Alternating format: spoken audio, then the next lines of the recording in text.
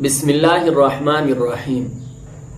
حضرت عبداللہ بن عمر رضی اللہ تعالیٰ عنہ سے روایت ہے کہ حضور اکرم نور مجسم شاہ بنی آدم صلی اللہ علیہ وآلہ وسلم نے ارشاد فرمایا، 3 افراد عذاب کے بغیر جنت میں داخل نہیں ہوں گے۔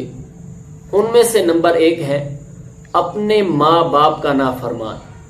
جو اپنے ماں باپ کی نافرمانی کرتا ہے، ان کا دل دکھاتا ہے، تو وہ عذاب کے بغیر جنت میں داخل نہیں ہوں گے۔ نمبر 2 ہے دیوس۔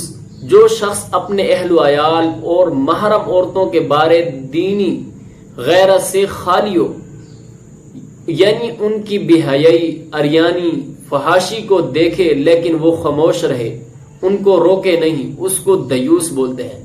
وہ بھی عذاب کے بغیر جنت میں داخل نہیں ہوں گے۔ اور نمبر 3 ہے وہ عورت جو مردوں کی مشاہبت اختیار کرے، تو وہ بھی عذاب کے بغیر جنت میں داخل نہیں ہوں گی۔